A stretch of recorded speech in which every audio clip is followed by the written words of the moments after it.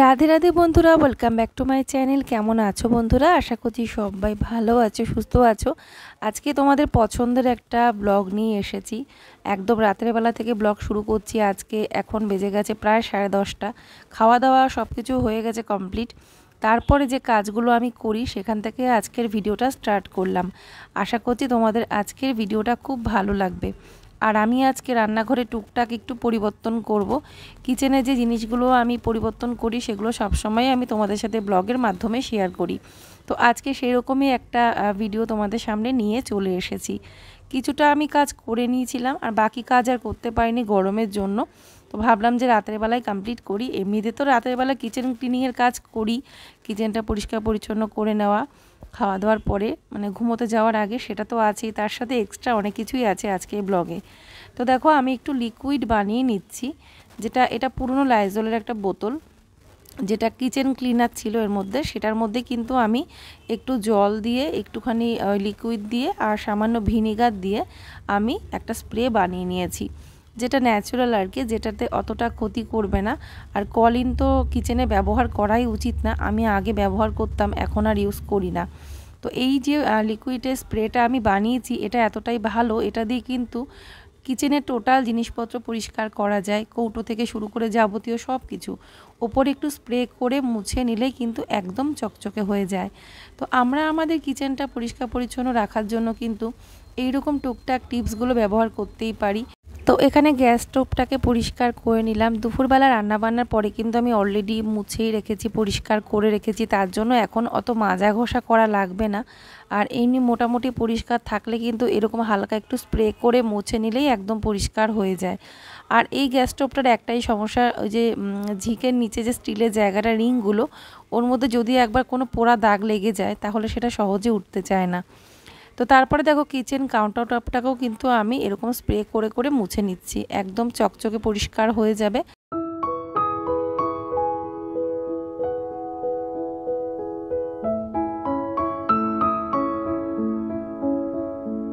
তো ওই দিকের কাউন্টার টপটা পরিষ্কার করে কিন্তু আমি এবারে দেখো ইন্ডাকশানটাকেও কিন্তু এদিকের কাউন্টার টপের ইন্ডাকশান যা যা আছে সবই কিন্তু মুছে নেব।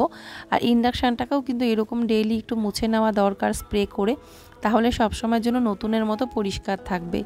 বাকিটা গোছাবো, সেটাও তোমাদের সাথে শেয়ার করব। এখন রাত হয়ে গেছে, ওর জন্য জানলাটা দিয়ে নিলাম।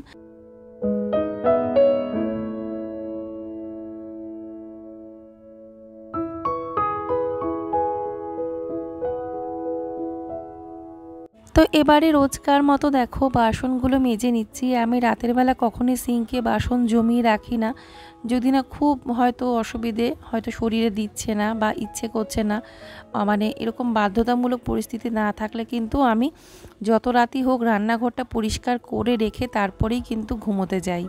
তো এখানে যে কটা বাসন ছিল অল্পই আছে, দেখতেই পাচ্ছ। এ কটা বাসন ধুয়ে তারপরে আমি রান্নাঘরে এই জায়গাটা একটু ভালো করে মুছে নেব। আর আমি যখনই বাসন মাজি তখনই কিন্তু আমি সিঙ্কটাকেও মেজে নিই, কলটাকে মেজে নিই রাতের বেলার দিকে। মানে দিনে একবার কলটাকে, যে কলটা ব্যবহার করছি মানে ট্যাপটা, সেটাকে কিন্তু ভালো করে মেজে পরিষ্কার করে নিই, কারণ এটাও তো স্টিলের। তো এরপরে যে জিনিসটা নতুন কিনে এনেছি, যেমন কিচেন কন্টেনার, সেটাকে একটু ধুয়ে আজকে শুকোতে দেব। আজকে আর কোনো জিনিস রাখবো না, সেটা কালকে রাখবো আর কি। তবে হ্যাঁ, আজকে যে জায়গাটা গোছাবো সেটা তোমাদের সাথে অবশ্যই শেয়ার করব। আশা করছি তোমাদের আজকের ভিডিওটা খুব ভালো লাগবে। তার জন্য কিন্তু পুরো ভিডিওটা দেখতে হবে একদম শেষ পর্যন্ত।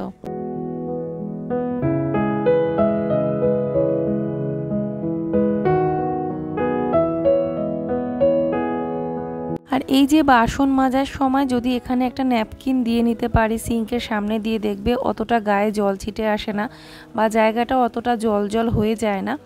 তো কাজ করতেও কিন্তু অনেকটা সুবিধে হয়। আর আমি কিন্তু কিচেন ন্যাপকিনগুলো একদিন মানে 2 দিন কি 3 দিন বাদে বাদেই কিন্তু গরম জল করে সার্ফ দিয়ে ভালো করে ক্লিন করে রোদে শুকোতে দিই। তো এই কন্টেনার দুটো এখন ধুয়ে রেখে দেবো, আসলে আগে ভুলে গেছিলাম। তো এটাতে কালকে জিনিস রাখবো আর কি। তো এটা এয়ারটাইট কন্টেনার, খুব ভালো কোয়ালিটির। এটা আসলে আমি বিশাল থেকে নিয়েছি, বাট তবুও আমি দুটো নিয়েছি আগে দেখি ব্যবহার করে কেমন, কারণ অলরেডি আমি 8টা যে কৌটো নিয়ে যে ঠকেছি অনলাইন থেকে, অবশ্যই সেটা ছিল অনলাইন থেকে। তো অনলাইনের দিকে আমি আর যাচ্ছি না। তো এটা বেশ ভালো লেগেছে, অনলাইনে যেগুলো দেখি তার মতোই খানিকটা দেখতে। তো ওই জন্য দেখলাম দুটো নিয়ে নিই, দেখি কেমন, তারপরে না হয় আরও দুটো কিনে নেব।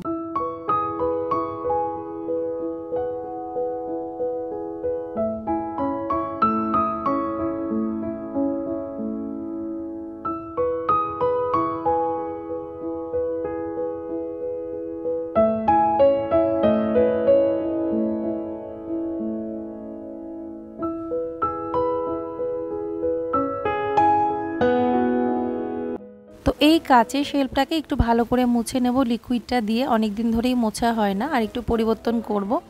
তো এখানে স্প্রে করে একটু মুছে নিয়ে আর এই দিকটাতেই মেন সাজাবো আর কি। আর এই দিকের জায়গাটা আসলে আমার খুব ভালো লাগে, মানে প্রিয় জায়গা বলতে পারো, যে এই তাকটা, তার নিচে যে সাদা রঙের যে কাউন্টার টপটা, তো সেই জায়গাটা, এই জায়গাটা আসলে সাজাতেও আমার খুব ভালো লাগে। তো এখানে আমি লাউ পালার সেটে ছোট ছোট প্লেটগুলো রাখলাম, আর বাকি সাজিয়ে নিই, তারপরে তোমাদেরকে তো এক ঝলক দেখিয়ে দেবো পুরোটা কোথায় কীরকম কী রাখলাম। তো একজন কমেন্ট করেছিলে যে কৌটো কেনা নিয়ে আমি নাকি অনেক কৌটো কিনি প্রয়োজন ছাড়া, এরকম একটা কিছু মিন করতে চেয়েছো, তো চলো তোমাকে একটু দেখিয়ে দিই। তো একজন আমাকে বলেছিলে না যে এই কৌটোটা কেনা নিয়ে যে তুমি খালি খালি কৌটো কেনো আর বলো যে দরকার ছিল, এত কৌটো কিসে লাগে। তো তোমাকে একটা জিনিস দেখাচ্ছি, দেখো, কেউ এমনি এমনি মানে জিনিস কেনে না, তার পেছনে কিছু কারণ থাকে। দেখতে পাচ্ছ তো এই কৌটোর ভেতরে এই যে পিঁপড়ে, নিশ্চয়ই ভালোভাবেই দেখতে পাচ্ছ, এই ছোলাটার মধ্যে পুরো পিঁপড়ে ধরে গেছে। তো আমি এই কৌটোগুলোর ভরসা করে, পুরনো যে কৌটোগুলো ছিল ওগুলো আমি ফেলে দিয়েছি, ফেলে দিয়ে আমি এই কৌটোগুলো কিনেছিলাম গ্রসারি আইটেম রাখার জন্য, টোটাল 8টা সেট। আর আমার ঘরে কৌটো 6টা মতো আমি ফেলে দিয়েছি, অনেক পুরনো ছিল, দেখো কি অবস্থা পিঁপড়ে, তো দেখতে পাচ্ছ তো। এই জন্য আমি কৌটো কিনছি এখন আবার নতুন করে, কারণ এগুলো আমাকে সব বাতিল করে ফেলতে হবে। হ্যাঁ, বাতিল বলতে ফেলে দেবো না, অন্য জিনিস যেমন আমি কিছু টুনি লাইট ঢুকিয়ে রেখেছি এটা ওটা, যেগুলোতে পিঁপড়ে টিপড়ে কোনো ব্যাপার নেই, বা খাবার জিনিস রাখতে হবে না, সেরকম কিছু রাখতে পারবো, বাট কোনো গ্রসারি আইটেম হয়তো রাখতে পারবো না। সেই জন্যই আমি এই কৌটোগুলো যেহেতু বাতিল করছি, সেই জন্য আমার কৌটোর দরকার বলে আমি এই কৌটো মাত্র 2টো কিনেছি, তাতেই বলছি। এখন তো আমি আরও কিনবো, কারণ বেকার খরচ করা আমার অভ্যাসে নেই, আমি প্রয়োজন ছাড়া জিনিস কিনি না, ঠিক আছে। তো দেখো এবারে আমি এখানটা একটুখানি পরিষ্কার করে নিচ্ছি, এই কাউন্টার টপটাকেও কিন্তু আমি মুছে নেব, একটু স্প্রে করে মুছে নিয়ে তারপরে আমি সাজাবো। তো এই জায়গাটা প্রায় সময় পরিষ্কার করতে হয়, না হলে কিন্তু কেমন একটা ঘিয়ে ঘিয়ে ভাব দেখতে হয়ে যায়, যেহেতু এটা মার্বেল, এটা তো কোনো গ্রানাইট না, তার জন্য। তো এখানে দেখো আমি এই যে সাদা রঙের যে র্যাকটা কিনেছিলাম সেইটা আমি এই দিকটায় রাখলাম, কারণ ওই যে আরেকটা র্যাক সাদা রঙের সেটা আমি ওই সাইডে রাখবো, পরপর এই জায়গাটা আমি সুন্দর করে গুছিয়ে নেব।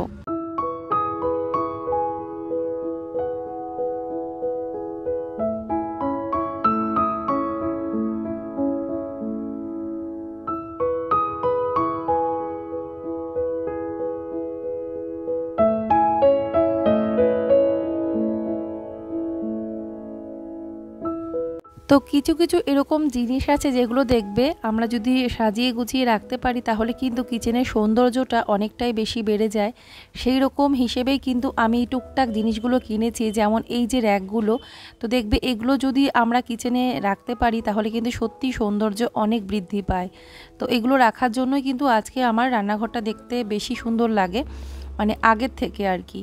তো সব সময় যে প্রয়োজন অনুসারে এই জিনিস কেনা হবে, না হলে কিছু কিনবো না সেটা না, দেখতে হবে যে এটাতে আমার কতটা কি প্রয়োজন এই জিনিসটার।